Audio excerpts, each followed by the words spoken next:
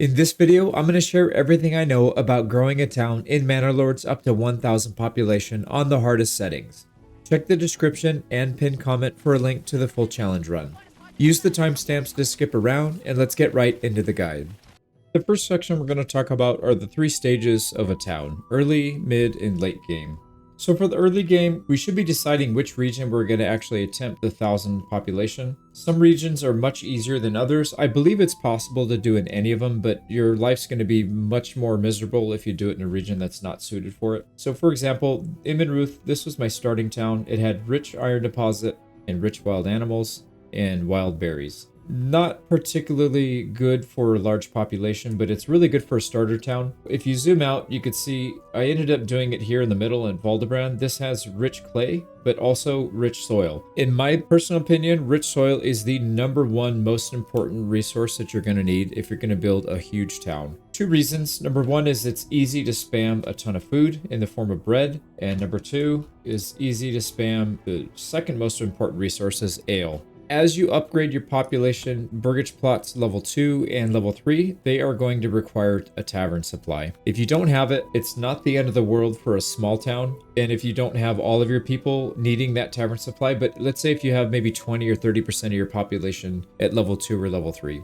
you could probably get away without ale. In this case, you can see here we have every single family at level 3, aside from the ones that come in the manor house. If you don't have ale, you will absolutely have people leave your town, and it'll happen fairly quickly. I think I had a negative approval here at one point of up to like -60 or -80. So you will very quickly lose your town if you don't supply them with what they need.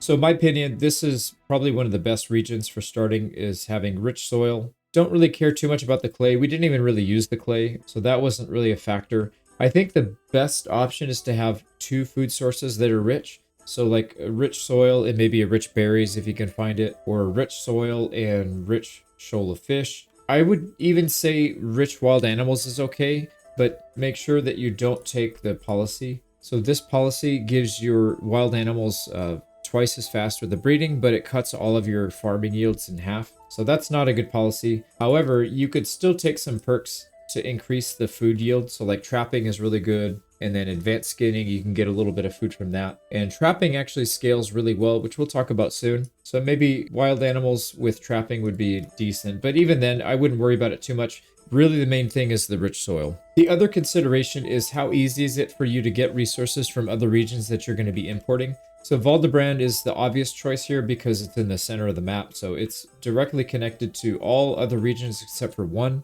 And you can see we had Nuslocha and Imenruth. I was pulling resources from both of these regions, and because they're directly adjacent, it made it much easier. You can see I've got pack stations. I think I had 4 on this side pulling resources from this town, and I had 2 up here pulling from this small town right here. And we were mostly importing meat, and you can see here we do have some meat despite not really getting meat internally. This is all from barter. So that's something to keep in mind in the early game when you're trying to figure out which region you should be building this in.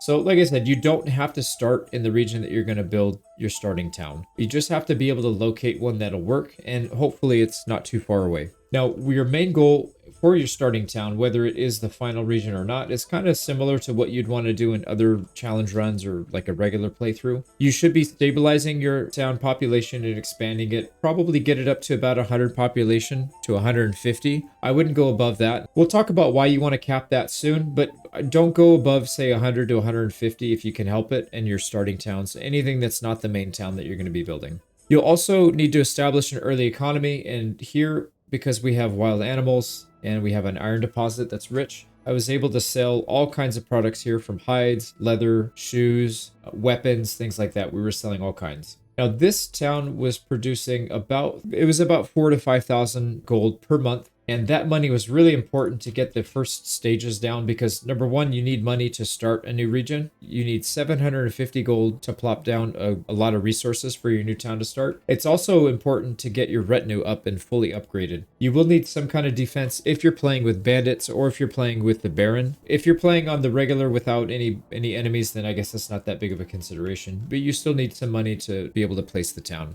And then the final consideration is your actual military. So as you can see here, I did have one retinue group per region, but I also had 2 groups of spear militia. If you're getting raided by bandits, you could get away with defending your towns with 2 spear militia. And if you have a retinue to go with it, generally you'll take 0 losses. Maybe 1 or 2 if you have some bad luck. 2 spear militia by themselves can win the fight, but they will take some decent losses. If you've got a retinue, you should be taking almost no losses. That wraps up the early game. You should be establishing this town and then settling in the region where you really want to grow big, and then doing the same thing here for the early game for this town. Get it stabilized, get your food in order, get your population up to about 150 to 200 in the town that you're going to go for 1,000, and then we can move on to the mid game. So for the mid game, it's very important to grow your population slowly and with lots of food support. What I mean by food support, I mean you need to have lots of different food types. You can see here we ended up with 7 different food types. Now berries get eaten very quickly, so that one doesn't show up, but we do get berries every year. But if you take that out, we're still getting a lot of different food types. We even have eggs, but those are pretty hard to mass produce. It's important to have a lot of different types of food so that you're not relying on only one food source to feed your people. You do only need 3 food types to keep your people happy, even at level 3 burgage plots. The 4th one is cosmetic. You really just need 3. If they only have 2, they'll get pissed off for lack of food variety. If you have the 4th, it will help with your approval rating, but it doesn't really matter. So you can get away with 3 food types technically, but it is really good to have multiple types of food for a couple reasons. Number 1, every food source you add, it reduces their chances, your population, of getting disease. Now disease basically means they get sick, they stay home, they don't do any work, but they still consume food and fuel. Having sick people is not good. So more food types, less sick people. The second reason is every food type that you add, it reduces the amount of stress on other food types that you have. So if you're producing, say, 1,000 veggies per year and you have 4 different food types, they're going to eat a certain amount of those veggies. If you add a 5th food source, they're going to eat less than what they were doing if you only had 4 food sources. It reduces the drain on any one given food source. People get sick less often, and it also relieves the burden on any one individual food source. So like if you start running low on veggies, but you have 6 food sources, that means you're going to have a lot more time to react to plug that gap. You can add more veggie farms or apple farms or whatever it is that you're short on. If you have only 3 food sources, you're going to run out of all those food sources extremely quickly because they pull from those much faster than if you had 6 food sources. So what I usually did is for every 3 or 4 families that I got in, or 3 or 4 duplexes that I built, I made sure to add 1 veggie farm, 1 apple farm. It wasn't quite that. I think it was like every 5 houses, I added 1 each of these outside ones. I also made sure most of the families that were added in were farmers. So I hit the farming extremely hard because I wanted to make sure we never ran out of bread or ale. Super important. And then eventually I ended up adding apiaries for the honey, and that relieved a lot of stress on the other food types. So as long as you do that, you shouldn't have any issues with your food. Just don't do this where you just spam a bunch of houses to get a lot of people in and then figure out how to feed them later. Make sure you do this first and then do this later to get a lot of people quickly. The next thing we need to talk about is dependent on the difficulty setting you're playing on. In this case, we had everything maxed out. We had our annual royal tax doubled. So we were paying a tremendous amount of tax just to have people in this town. So we were paying 8,000 per year. And you could see this town, even though it's got 1,000 population, we were only generating about 3,000 in revenue per month. Some months it would go up to, I think, 4,000, but it's still not even half of what we needed to pay our taxes. You have to keep all that in mind when you're building out your economy.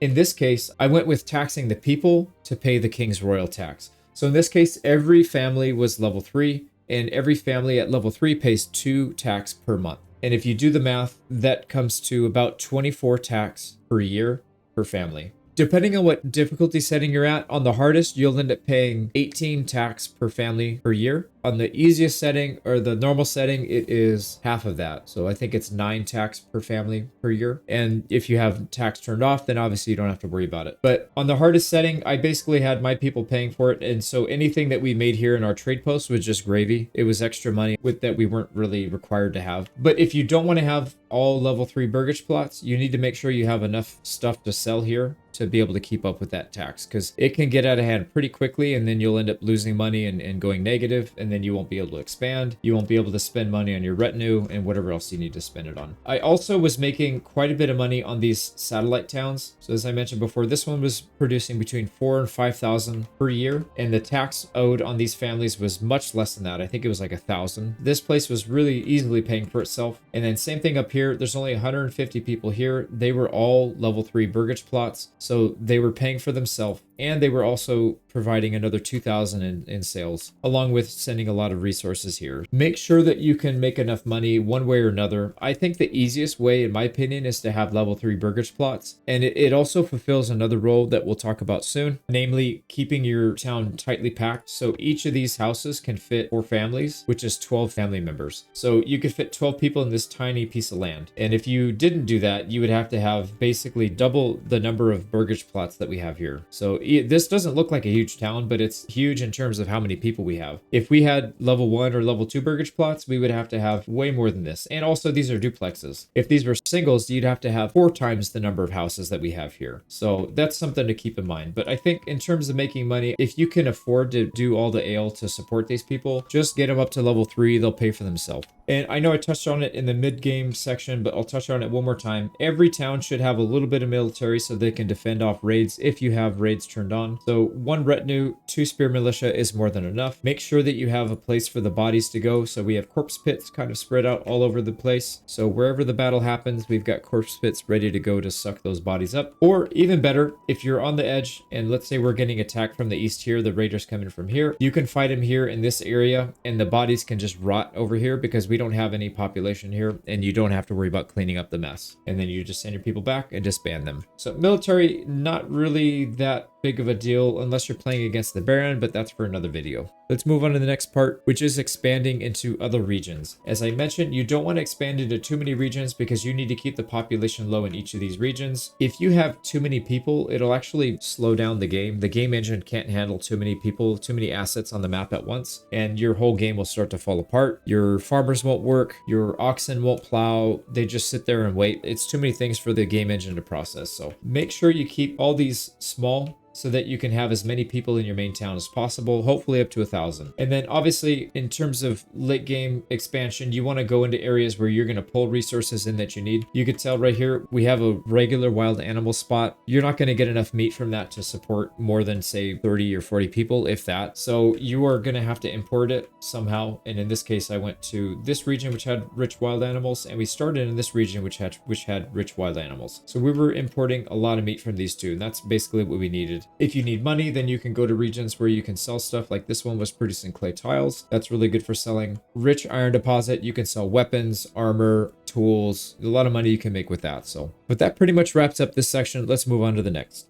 Now let's talk about the layout of a 1,000 population town, starting with what I feel like is one of the most important parts. If you want to make this somewhat painless and seamless, I went with level 3 burgage plots and everything was a duplex. I think I had one in the very beginning where I messed up and it wasn't a duplex. Yeah, this one. This is our only non-duplex and it was literally the first house that I built.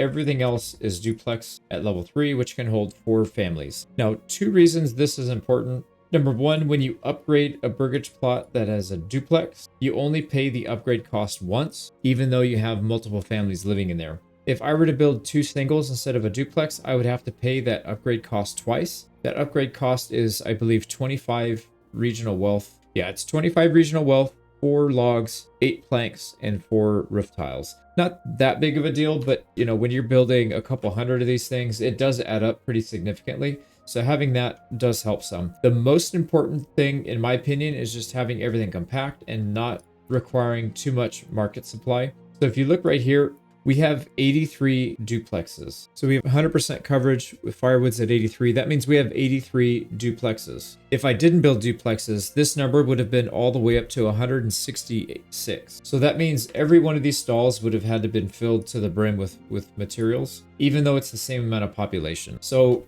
it's kind of weird, and I know this stuff's going to change soon, so I don't want to spend too much time on this, but essentially every burgage plot adds a certain amount of supply that you can have in your stalls. It's not based on how many families, it's based on the actual burgage plot. So if you have one family in one burgage plot, they will reserve one supply of food and one supply of clothing, one supply of firewood. If you have a duplex that has two families in it, it still only reserves one food, one clothing, one fuel. If you have a level 3 that has 4 families, same thing. It only supplies one, one, and one. If I were to, instead of having duplexes at level 3, what if I had only level 1 burgage plots and all non-duplexes? I would have had to have 250 houses to be able to, no, sorry, 333 houses to get it. That means instead of having 83 for a cap, it would have been all the way up to 333. So it would be very difficult to get all those supplies stuffed into here. It also creates a pretty significant burden on your warehouse workers because they're having to restock it a lot faster. So in my opinion, having duplexes and having them all level 3 to have 4 families shoved in there, it's the way to go. The second thing that's really important is where you put your granaries and storehouses relative to your marketplace. So you'll notice right here, I have a central location with a massive amount of stalls. This is 52 market stalls, if I recall. And then I have, I don't even know how many granaries. I think it's about 12 granaries and then 2 storehouses all around this central area.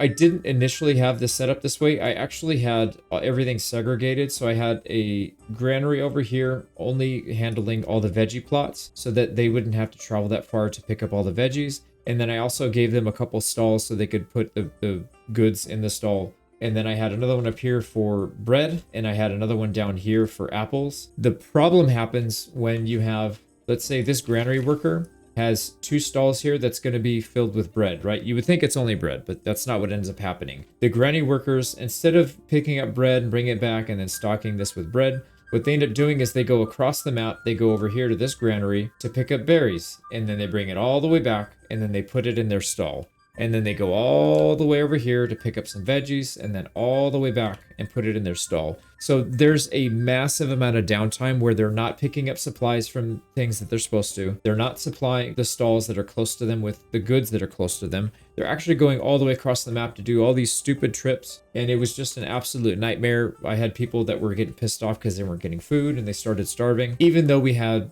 thousands of food in stock. So what I ended up doing is deleting all those eventually and transitioning to a centralized warehouse like this. And this worked out perfectly because now, yes, I have a centralized area where all the veggies are pulled into. So this granary is responsible for pulling veggies from all these. And then they go and stock their stalls. Now, they still go to these other warehouses to pick up honey. They pick up apples, bread, meat, all this stuff. But because they don't have to go across the map, all they have to do is go 2 stores down, grab it, and put it in. So their behavior doesn't change. All you do is you're building your town around the AI behavior that's idiotic. So it's unfortunate we have to do it that way, but for a 1,000 population town, in my opinion, this is probably the only way that you can make it work without having your people get upset, not having food or whatever it is stocked in the stalls. And you'll notice that each of these is only responsible for a single good. They do not pick up anything else other than, I think I had 2 with this one. So meat was only coming in as export, so they didn't even touch that anyways. It was the pack station workers that did that. And then their responsibility was to pick up eggs. And we didn't have that many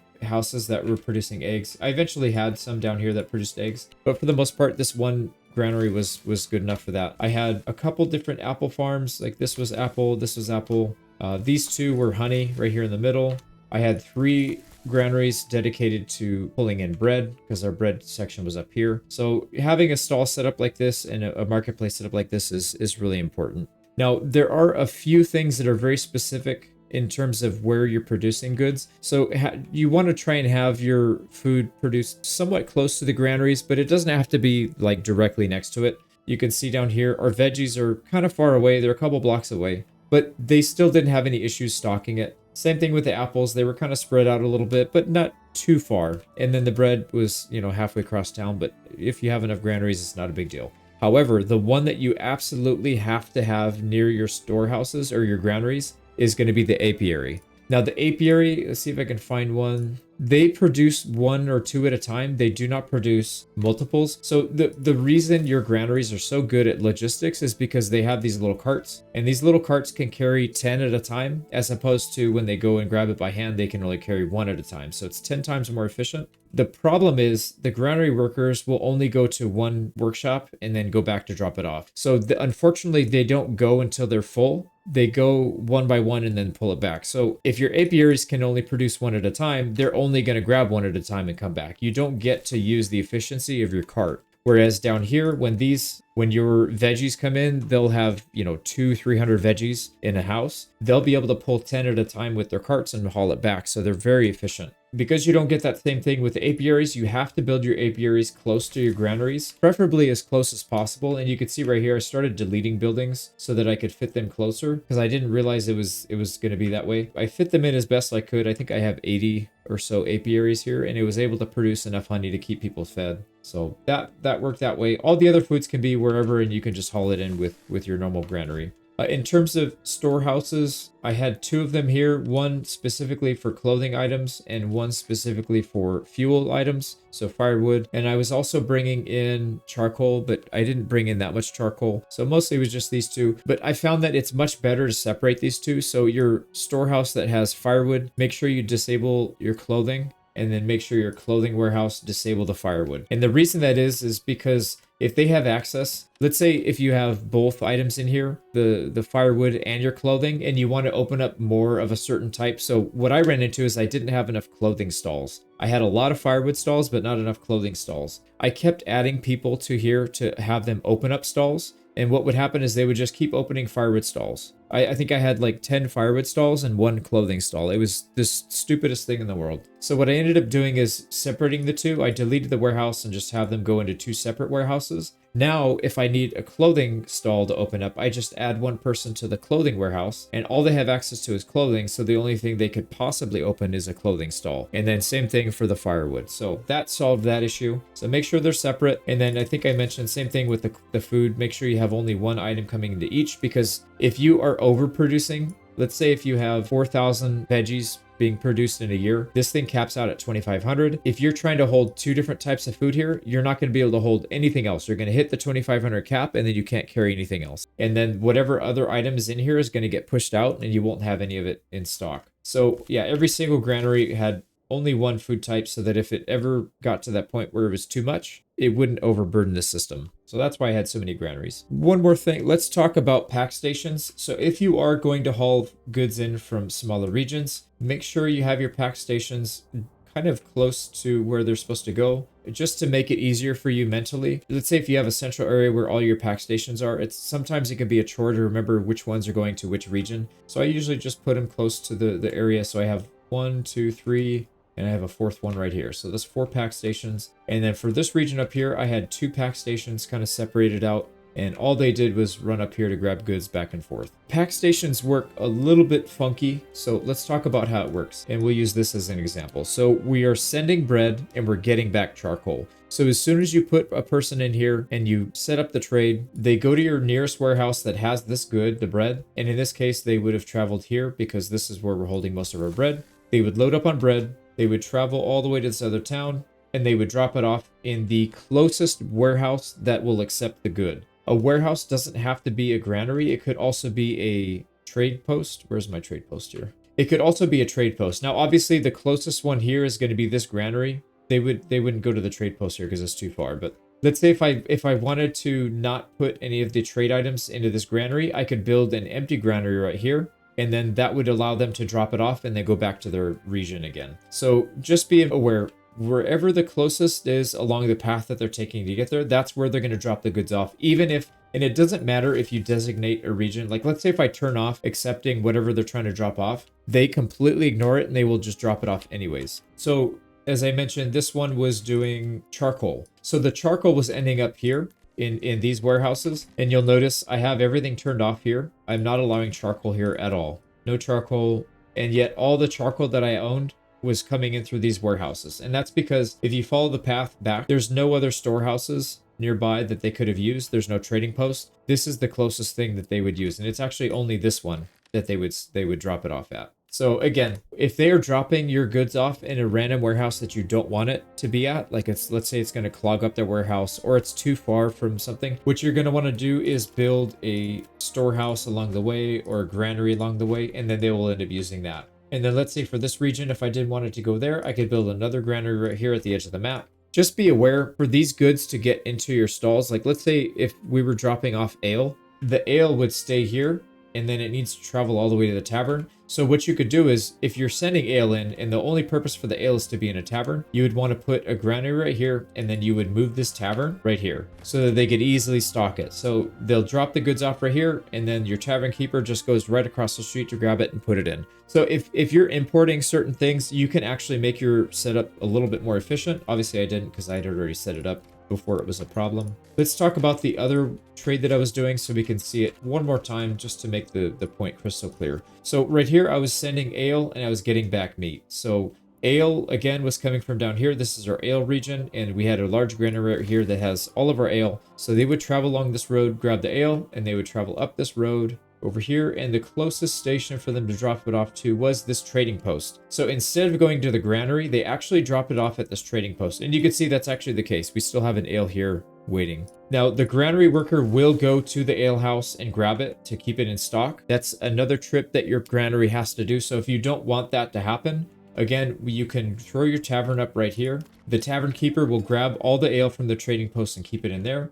And then just make sure you go to your granary and disable accepting ale so you don't have to busy them up. So this guy's job was to gather all kinds of resources: meat, veggies, there was fish, eggs, all that kind of stuff. So they're very busy. If you don't want them messing around with the ale, you can just disable it and allow this guy to do all himself. I really hope he changes it so that you can choose where the pack station goods go, because right now having it go just to the closest available warehouse is just stupid. It doesn't make any sense. And it can be very difficult, because I would love the ale to go specifically to a warehouse right near the tavern, and then I want the meat to go to a designated drop-off location right here, right? But that's not what happens. They actually drop the meat off here. Like, I don't want meat in this warehouse, in this granary. But because this is the closest one, they end up dropping it off here. So then what ends up happening is these people that are supposed to be focusing on grain and flour only, they end up taking the meat all the way over here to these marketplace stalls instead of focusing on what they're supposed to focus on. So it's unfortunate, but again, if I were to rectify this, what I could do is just build a granary over here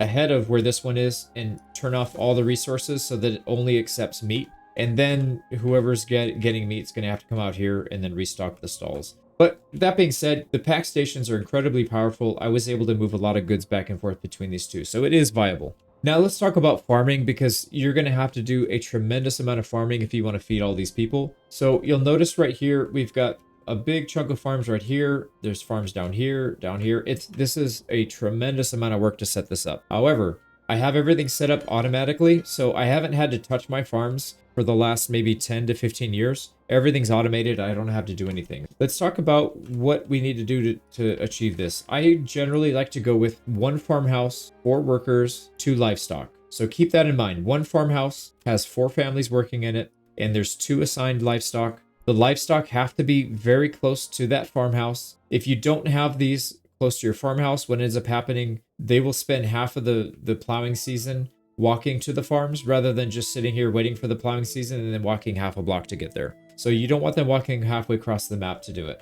And you also want the families that work at the farmhouse to live right nearby. So if you look at right here, this house has 4 families. All 4 of these families are working at this farmhouse. So they're not going to be halfway across the map. They're not going to be walking from here to get to their farm field when it's farming season and wasting half of that farming season. You have to have them nearby to get them to work very efficiently. Now, by doing this, I'm able to work about, I think it's about 1.5 to 2 Morgans per family. However, I generally recommend going less than that. I'd rather have the farm fields done a little bit early, just in case there's a hiccup in the system and they can't farm it all fast enough. You always want to, you don't want to go up to the absolute max limit of efficiency, because then they just won't farm stuff. So generally, I think I kept mine at about 3 Morgans for 4 families, and it worked out fine. I never had any issues with people not farming enough. Depending on how you want to do it, in this case, this middle farm area was producing 3 goods year round. So if you look right here, I wasn't doing any rotation with fallow. It was always barley, flax, wheat, all in a rotation all the time. If you look down here, some of these other regions, it was 2 crops and 1 fallow rotation. So if you're doing 3 crops, you need less fields. If you're doing like this, you need more fields, essentially, because you have 2 fields that they're not going to be working. I usually segregate these out into half, 0.5 to 0.6 Morgan each. And you'll notice right here, they kind of follow the same pattern. So 2 barley, 2 flax, 2 wheat, and then you rotate it down. 2 flax, 2 wheat, 2 barley, and then the last one is going to be 2 wheat, 2 barley, 2 flax. So it rotates around, so you're getting at least one of each type every single year. You can see right here, barley, flax, wheat, barley, flax, wheat, and then down here, barley, flax, wheat. So we're getting a pretty even distribution of what gets farmed. So again, farmhouse, 4 families, 2 livestock, 0.5 Morgan for the fields, and about 3 Morgans per farmhouse. You could probably push that up to 4 Morgans per farmhouse and get away with it. But again, if you want to be conservative, I would stick to about 3.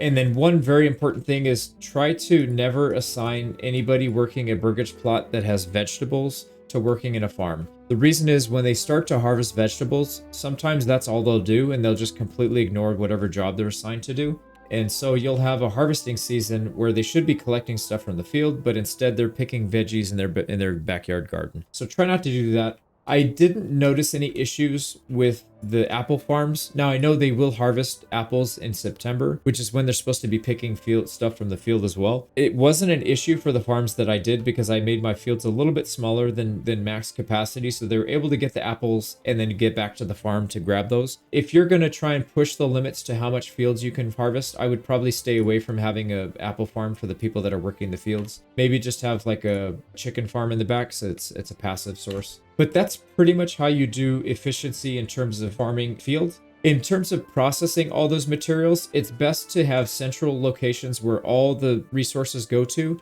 and then get processed into other goods. You'll notice right here, we're getting flax, wheat, and barley.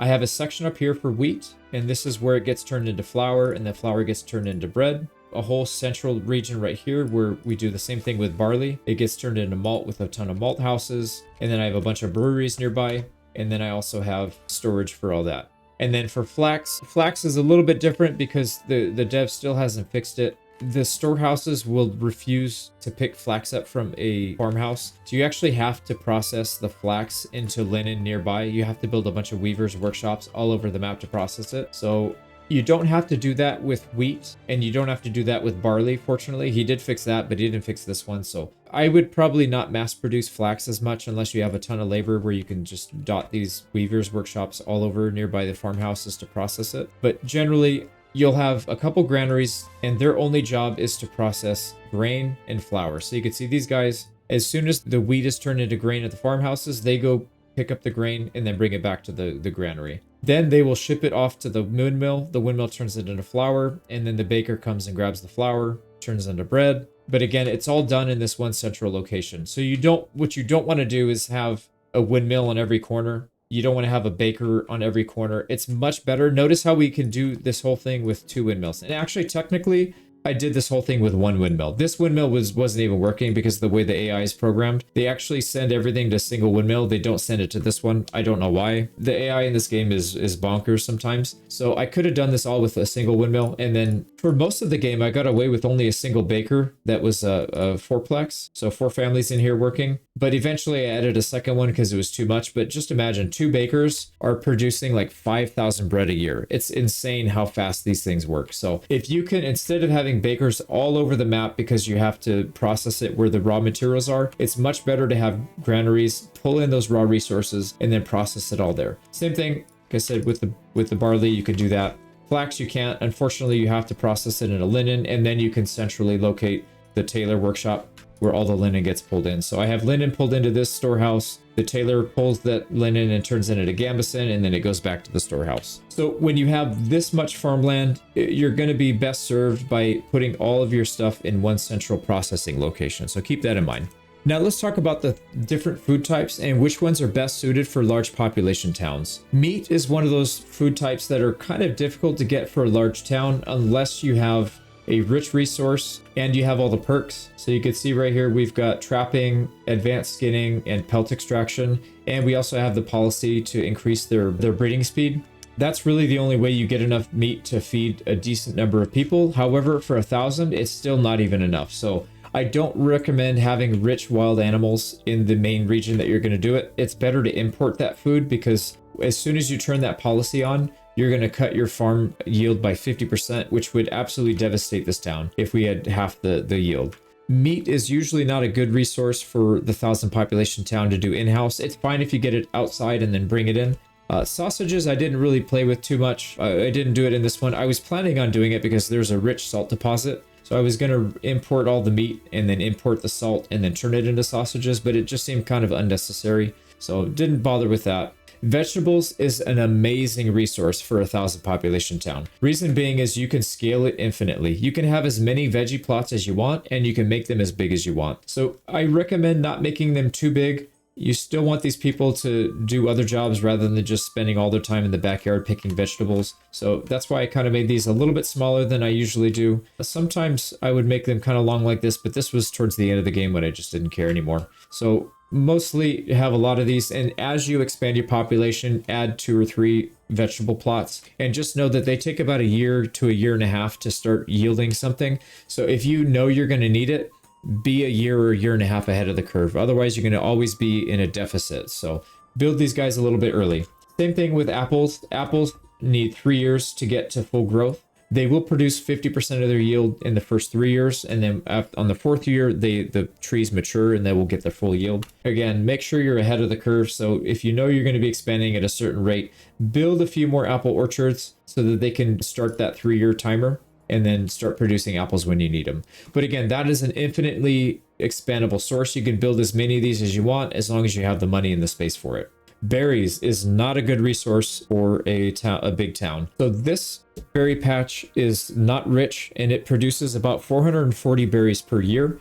I started running out of berries year round. Like they would always run out the month that they were picked when I hit about 200 population, I think it was. If this was a rich berry deposit, I could maybe get it a little bit more than that, like maybe 300 population. But again, for 1,000 population, berries are just not going to cut it. The only way you're going to do this is if you have a rich berry deposit in another region and you're just importing all of their berries. So I wouldn't rely too much on berries for a big town. Just know that it'll help you in the early game, but don't rely on it for the late game because it does not scale. There's no way to physically get it to scale past the 440 for a small one, or a rich berry deposit you can get up to 880, but again, it's not enough. Bread is probably the best food source to scale. It's really easy to scale because you can just keep adding more farms all over the place. And if you have a bakery with the perk up here, the development point into bakeries, it produces 2 bread for every 1 flour. So it's an incredible resource. So for every 1 grain, every 1 wheat that you get, it turns into 4 bread. If we're producing 1,500 wheat,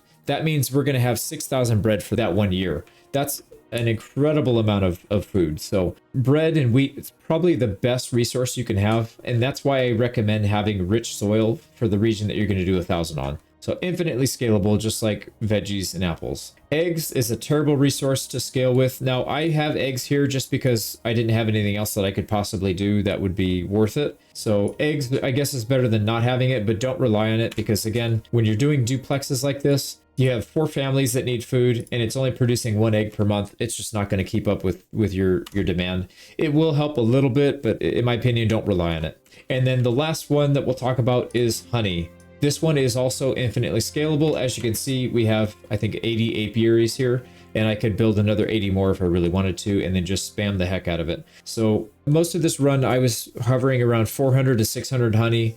And one thing that's really nice about these I didn't realize is it has 0 spoilage. So you can stack up as much honey as you want, and it will never spoil. You can save it for, later when you start to expand maybe a little bit too fast. You'll have a little bit of a safety net. It'll never spoil. So pretty good. The only downside here is you have to have it close to your granaries, and eventually you run out of space near them. So there is a limit to that in that sense, but again, it's a good resource to have. The other only downside is you've got to spend some development points to get it. The last one that we'll talk about, and we won't really talk about it because it's not worth talking, is fish. So this town is small, 150 people.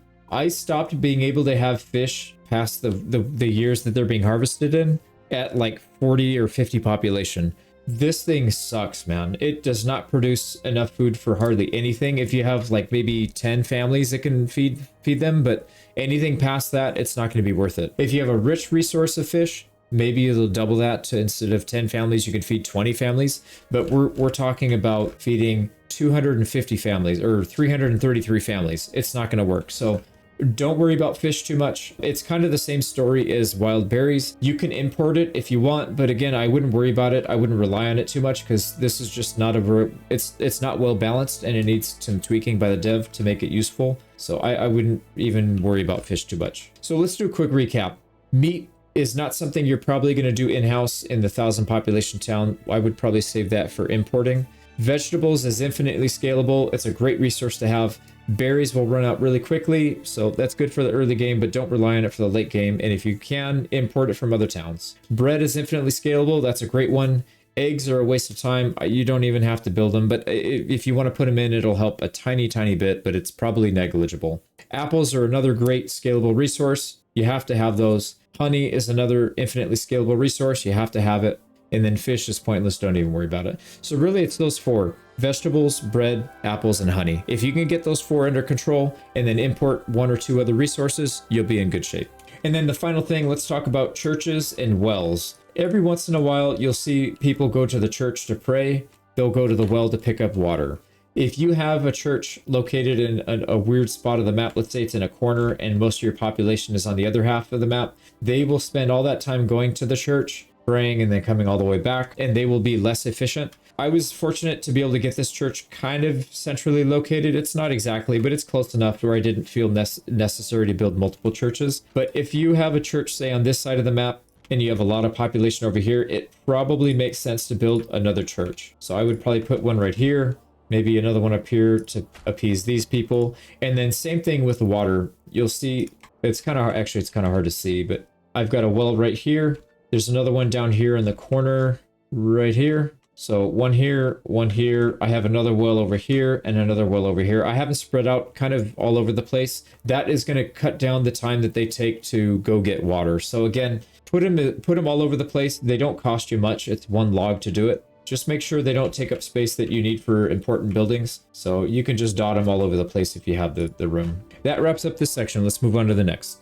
Now for the final section, let's talk about mistakes to avoid. The mistakes on a 1,000 population town can be very catastrophic and they happen very quickly. So let's go over some of the most important ones. It's best not to overload your trading posts with too many goods. This one looks bad because some of these items are actually being brought in by our packing station, so they don't really count. We're selling bread, gambeson, hides, ale, and wax. So we are selling 5 things. That's kind of a lot, and you'll notice that they're not able to keep certain items in stock. Like, we really have too much bread.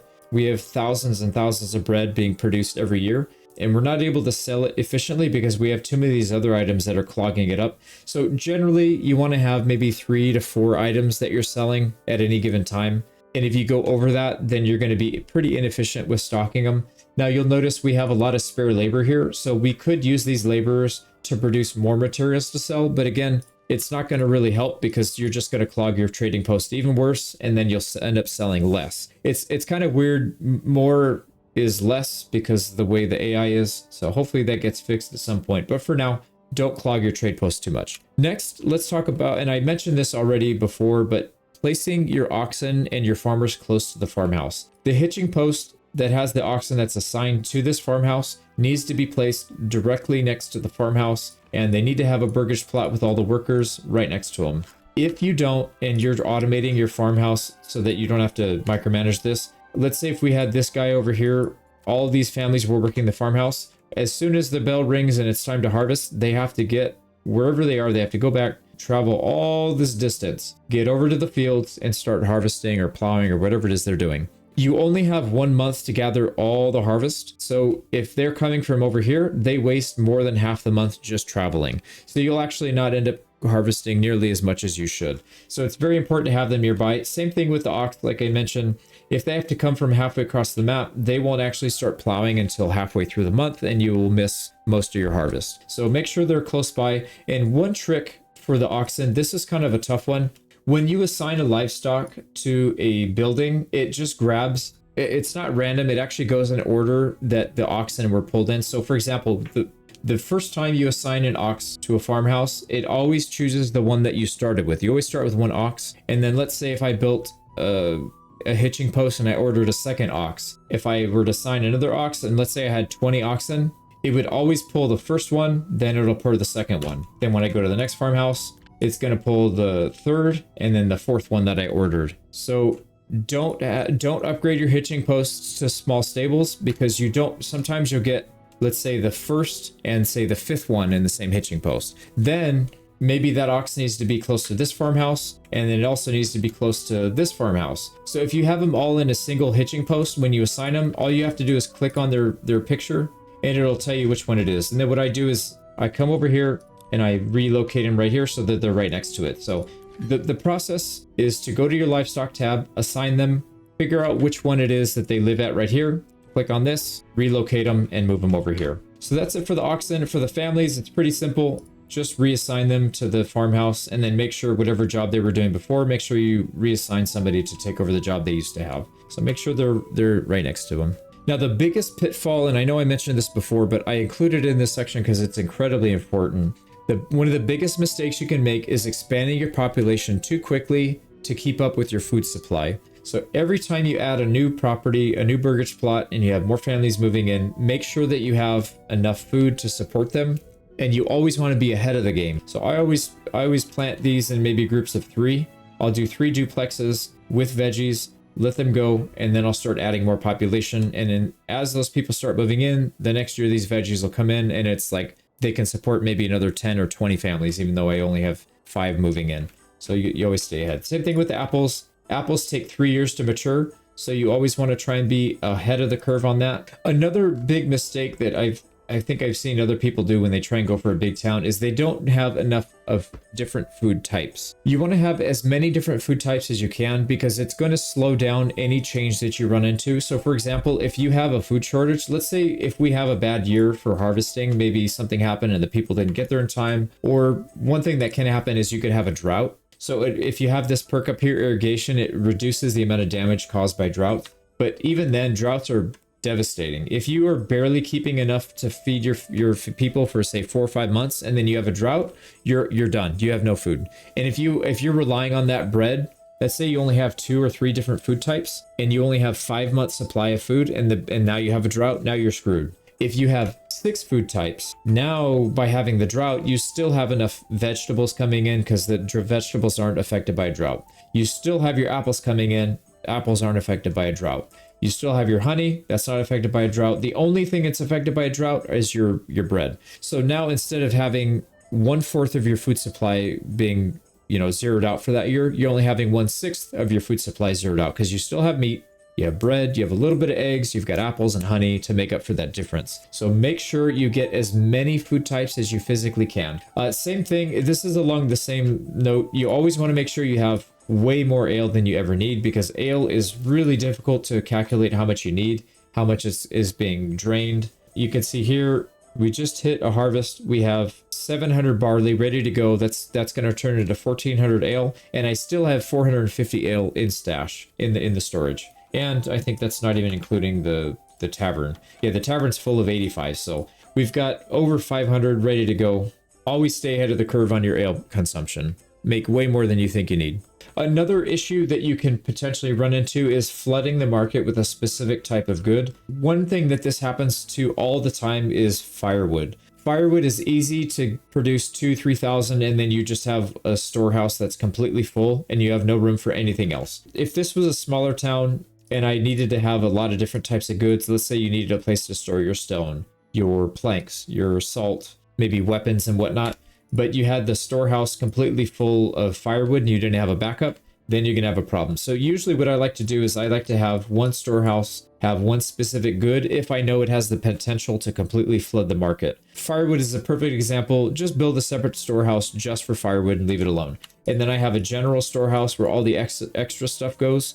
And I know we'll never flood the market with these because we're just not producing any of these. So that one's fine. It happens a lot all the time with food, and that's why I generally separate the food types. So I have granary only for vegetables. I have 2 granaries only for apples. I have 3 granaries only for bread, and that's their only job. So if I ever flood the market with bread, it won't affect my apple storage. It will not affect my vegetable storage or my honey storage. It's only going to affect the bread storage, which is fine because if I have too much bread, I have no risk of running out of bread anyway. So that's not a big deal. So be aware of that. Make sure you build extra storage if you need it. And I know I touched on this earlier, but one of the biggest issues that I see most people having is where they put their marketplace in the stalls relative to the storehouses. If you're going to build a big town, in my opinion, this is the only way to do it. Have a central area where all your stalls are, have it surrounded completely by all the granaries and a couple storehouses. Every granary has its own food type, and then they're able to bring the goods in without having to travel half across the map to grab the other ones. Another problem that could arise is if you pick a part of the map where you're kind of isolated. Let's say, for example, if we were starting over here in Hofstetten and it had rich soil and we wanted to do 1,000 population here. If you needed to import resources to survive, let's say you needed to import meat and the two regions that are surrounding them don't have wild animals rich deposit, then you know that you're going to have to go pretty far out to get your animal. So you'd have to come all the way out here. This one has it, this one has it, this one has it, and this one. So you'd have to go 2 or 3 regions just to get your meat and bring it back. This one's too, in my opinion, this one's too isolated to have 1,000 population if you were to rely on other regions to support it. So I would probably re-roll a map like that and just wait till you get one that's either in the middle or if it's like a corner map, make sure it's surrounded by the ones that you need. Now, the next problem is one that I personally ran into a lot in this run, and I haven't really come up with a good solution, but not micromanaging your pack stations well enough. So I'll show you, I have 4 pack stations that are trading with our initial town. We were trading bread for charcoal, ale for charcoal, and ale for meat. So we were sending bread to them, and we were sending ale, and we were getting back charcoal and a little bit of meat. There was a time where I wasn't sending quite as much. I think I only had 1 pack station because it was early game and I didn't need that much stuff. But I was sending ale here and I ran out of ale in the main town and I had too much ale in my side town. So people were getting pissed off here and they had too much resources that they could possibly use here. So it's because I didn't micromanage my pack stations well enough. You can see here, towards the late game, it didn't matter. I just flooded the market with ale, so I didn't have to send nearly as much, and I just forgot about it. But in the early and mid game, you really need to keep an eye on it and make sure that you're not taking all of your goods. So let's say if you have just enough supply of ale to feed all your people for the year, you're sending it away with a pack station. That means you're going to run out, and then you have to wait 4, 5, 6 months before the next harvest. You're going to have 5 or 6 months where you have that negative approval stacking up. I got pretty close to losing people in this town actually because of it. So you have to really stay on top of these and make sure that you're not giving away all the goods that you need.